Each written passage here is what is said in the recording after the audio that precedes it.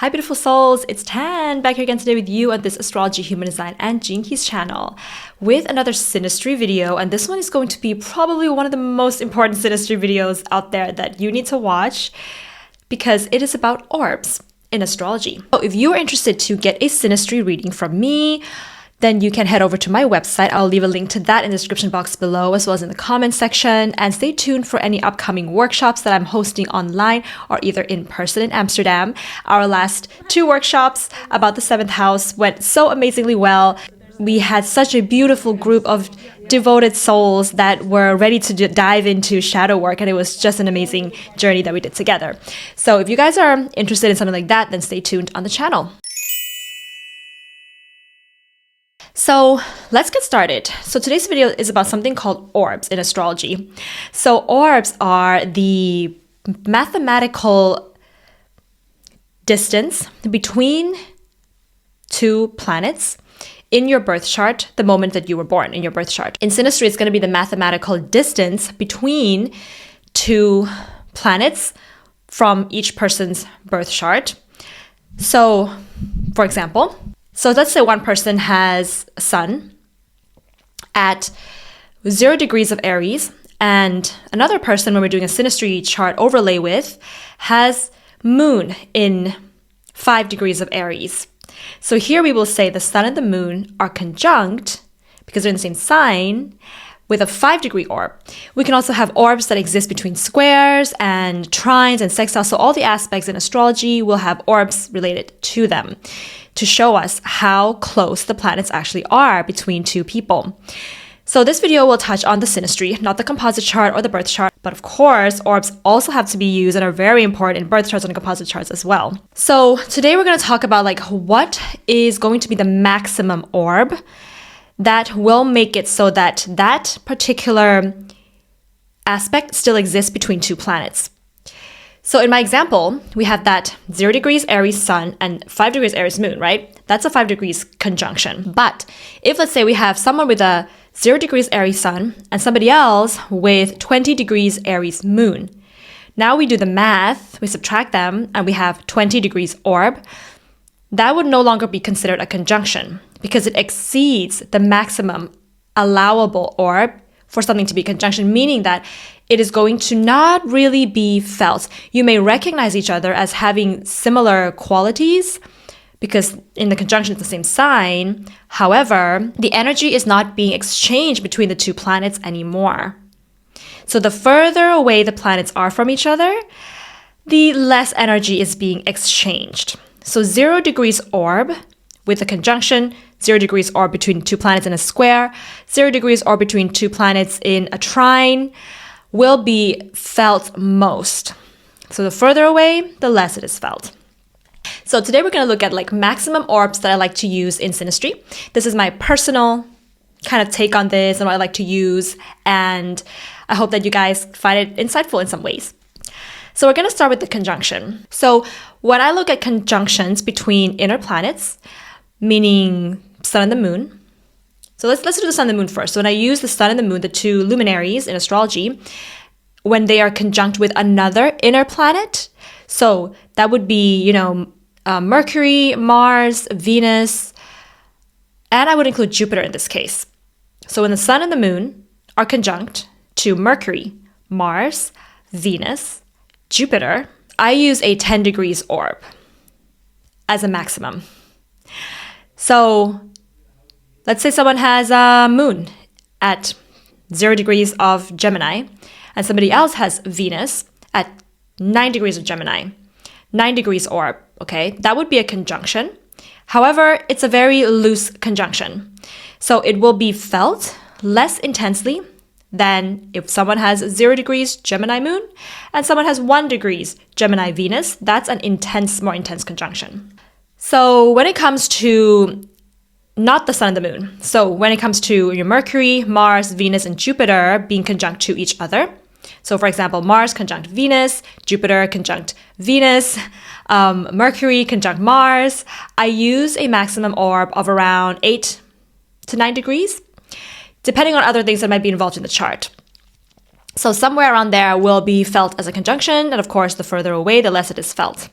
the inner planets conjunct with the outer planets. So now we're talking about Sun, Moon, Mercury, Venus, Mars, and Jupiter being conjunct to Saturn, Uranus, Neptune, and Pluto. I use something in between like 6 to 7 degrees orb as a conjunction. More than that, it's very, very lightly felt, sort of. Because these planets are sort of generational. And so if you have like Venus conjunct Pluto with someone, let's say 6 degrees orb, you probably have it with everyone in your generation. So meaning that it is already currently a theme. And you probably have it with yourself as well, actually. So it takes away the focus, direction, and energy that you would put on that one person to yourself, to your friends, to other people and your peers, right? And you're kind of working with this theme already. Conjunctions of north and south nodes. So north and south node being conjunct to any planet, I use a maximum of 5 to 6 degrees orb.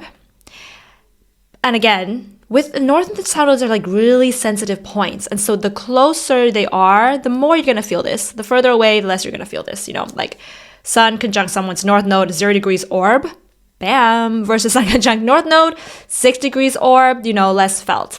For the angles is also really, really sensitive. You'll probably feel it being conjunct your angles with any planets that are even like 8 degrees away. That's kind of what I've experienced. I feel like I'm looking at the camera in the wrong place, actually, because I've switched my phone around today, so I should be looking there.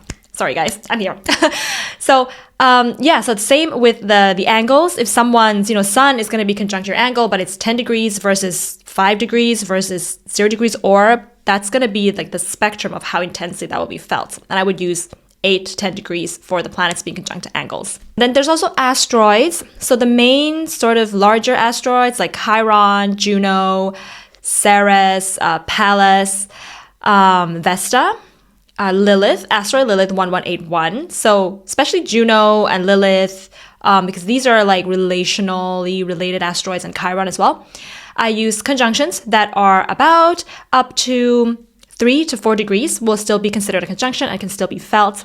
More than that, it's not really a conjunction anymore with the asteroids, and you probably won't really feel it.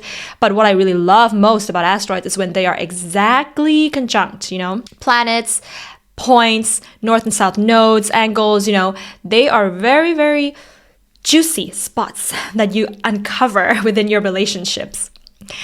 So like if someone has, I don't know,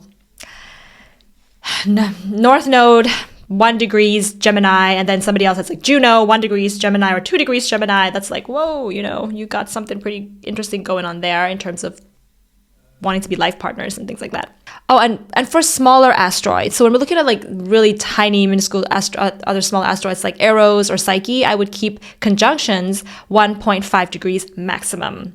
Okay, you could maybe go 2 if, you're really feeling it, but 1.5 maximum. On to the oppositions and the squares. So oppositions and squares are hard aspects, and they're still very, very strongly felt as well. So with oppositions and squares, when we're talking about Sun and the Moon, I keep the orbs maximum 8 degrees. And when the Sun and the Moon are making aspects with the inner planets, so Mercury, Venus, Mars, and Jupiter, that will be a square and opposition. That will be up to 8 degrees as well. And when we're looking at the inner planets being square or opposite to the outer planets, so that's going to be, those inner planets that we just mentioned with Saturn, Uranus, Neptune, and Pluto. Squares and oppositions will go up to about 5 degrees. 6 degrees is probably could still be felt, but not as much. So like Venus squares Pluto, for example, in a synastry would be like 5 degrees. I would keep it there. 6 degrees, you're kind of like, there's going to be other things overriding that particular square. Other squares that could be overriding that particular square or opposition. The nodes. So the nodes being squares to planets will be up to maximum 5 degrees. Or for asteroids, when we're looking at squares and oppositions, would be something like, 1.5 degrees. For the smaller asteroids with squares and oppositions will be maximum 0.5 degrees orb, so like Eros or Psyche, and will probably be felt much more if they're really exact, then you definitely feel that. Otherwise, it's kind of losing its energy. For trines and sextiles. So trines and sextiles are easier, harmonious types of energy exchanges and will be felt less strongly. So they don't take the foreground. They're like the wallpaper in your background kind of energy. So with Sun and the Moon being trines or sextiles to the other sort of inner planets, so Venus, Mars, Mercury, and this Jupiter as well in this case, I use an orb of 6 to 7 degrees for trines and sextiles maximum. When you're talking about the outer planets, so the inner planets being trines or sextiles to Uranus, Pluto, Neptune, and Saturn will be trines and sextiles of 4 to 5 degrees maximum, 5 degrees maximum. Otherwise, trines or sextiles more than that, we could even go up to 6 degrees, but won't be even felt anymore. And will really, really take the background seat there. So for the nodes and angles will be trines and sextiles to that 2 to 3 degrees orb maximum. And for the asteroids, whether it is larger asteroids or whether it is the smaller asteroids for trines and sextiles, it would have to be pretty exact for it to be felt. So maximum, 0.5 degrees for trines and sextiles for asteroids, or 1 degrees maybe even if you really can feel that, but I would say 0.5. Okay, for minor aspects, which are also really, really important and maybe not so minor, like an inconjunction or quintiles and biquintiles. So we're going to combine that together. So inconjunctions and quintiles and biquintiles. For Sun and the Moon being inconjunct or quintiles and biquintiles, I use a maximum with the other inner planets and with each other. I use a maximum of 2 degrees orb. And for inner planets, so Venus, Mars, Mercury, Jupiter being inconjunct or biquintiles to each other, I would use a maximum of 1.5 degrees orb. These inner planets being quintile, biquintile, inconjunct to outer planets like Saturn, Uranus, Neptune, and Pluto, I will use a maximum of 1 degrees orb. So Venus and Pluto being biquintile will be a maximum of 1 degrees orb. And I don't look at for the nodes and the angles, you could still apply inconjunctions and quintiles and biquintiles at a probably about 0.5 degrees to be really felt.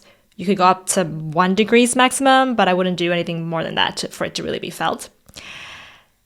Asteroids, I don't look at aspects like inconjunctions, quintiles and biquintiles, and minor aspects for the asteroids. At this point, I've never used that yet. That might be something I'll explore further as I go further in my practice, but that's just not something I do right now. Okay, I feel like that was a lot of information, guys. I feel like I've dumped a lot of numbers and words in there, but I know that a lot of you guys out there are really curious about this and you are quite advanced, intermediate even in astrology. And this is a topic that is super, super important, when we have these kinds of questions about what's appearing in the synastry between us and another person and how much is it felt. Sometimes we have to be able to have discernment. And I think orbs in astrology, especially in synastry, helps us to have that discernment because we can be feeling something for somebody and we really don't know where to pinpoint that. And we can say, oh, I feel something so intensely with this person. Is it a Moon-Pluto thing? Is it a Venus-Pluto thing? We have all of that. And, when you actually use orbs there, you can be kind of able to direct your feeling into what is actually the stronger orb in the synastry that you're seeing there with another person. So beautiful souls. That was so much fun to do. I hope that you enjoyed that video. And you can always come back to this video whenever you want to get information on this as you're doing synastry with another person. So I love you guys so much today. If you're interested to get a synastry reading, then head over to my website. I'll leave a link to that in the description box below, as well as in the comment section. And if you're interested in joining some of my astrology workshops to discover more about yourself and maybe a synastry workshop in the near or far future, then stay tuned to the channel and get updates on my website as well. Sending you so much love today, beautiful souls. Bye.